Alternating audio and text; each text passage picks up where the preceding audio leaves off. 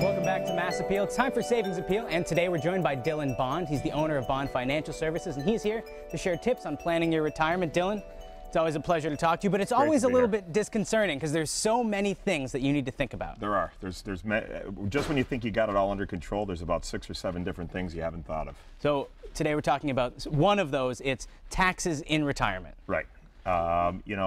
Although I'm not a CPA, I'm not an accountant, in what I do in helping people 50 and older plan for retirement, one of the #1 focuses we have to think about while we're making retirement income plans is taxes.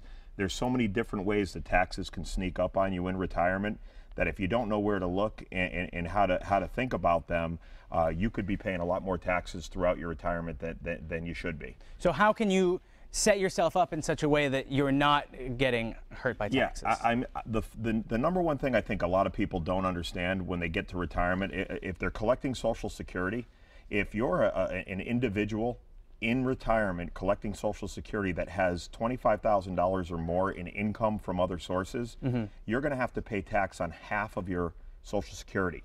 So that money is not just a check that you get in the mail. That's a check that has a lot taken out of it that goes back into the government. Right, and then once you get up a little bit higher and you earn a little bit more money, about $40,000, you're going to have to pay tax on 85% of your Social Security.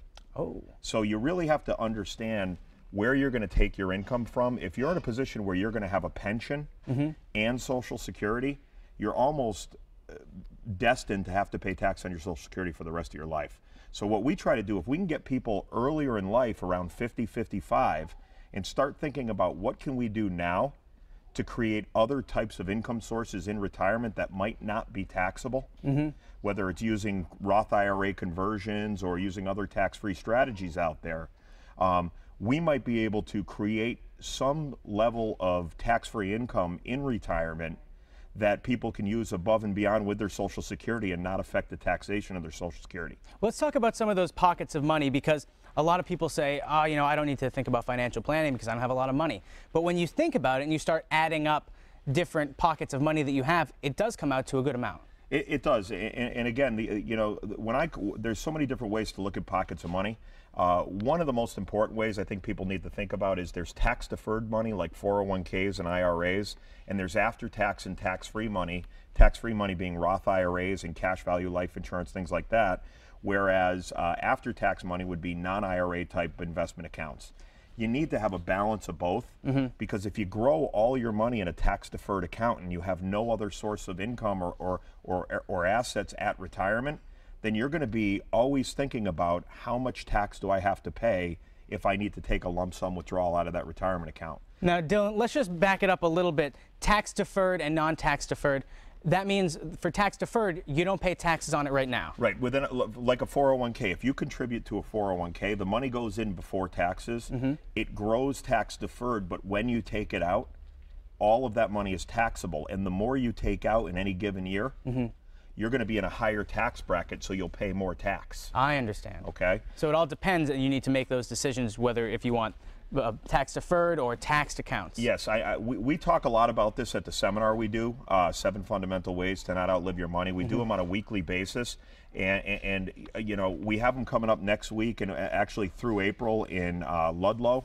At the Villa Rose in Ludlow. We also have them in Southwick, Mass. at Tucker's. Okay. And we do a lot of focusing on that, and also other ways to plan retirement income and cash on the sideline, so that if you need to do something in retirement, you don't have to worry about calculating the tax bill to take that money out. And that's what you can do if people sit down with you.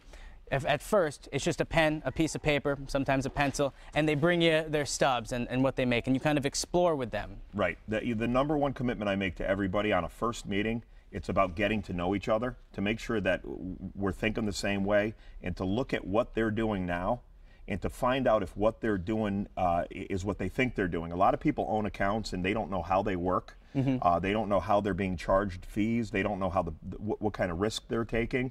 So the first thing is, let's do an overview of what you're doing now, and make sure you understand exactly how it works, and then figure out what you're looking to accomplish going forward in life, and then identify any disconnects between what you are doing now and what your vision is going forward. And Dylan, if people do want to come meet with you, you have a new office. Yeah, we're going to be, we're moving offices as of Monday. We're moving about 50 yards down the sidewalk to the third building in our complex.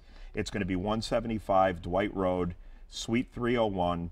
And that's in Longmeadow, Massachusetts. So we're literally moving to the building next door in the same complex. So people can't get lost if they want to come can't get lost. If you know where we are now, you'll know where we are Monday. Dylan, it's a pleasure to have you here. You always make finances a little bit easier. It's one of those things that they are very difficult, but when you can sit down and talk with someone, it makes it a little bit easier. And you make being on TV easier too, Seth. I try. Every single day I try. And you can visit Bond Financial Services, or you can even see Dylan Bond, bondfinancialservices.net, or give him a call, 413-754-4747. Just let Dylan and his staff take the steps to secure your financial future.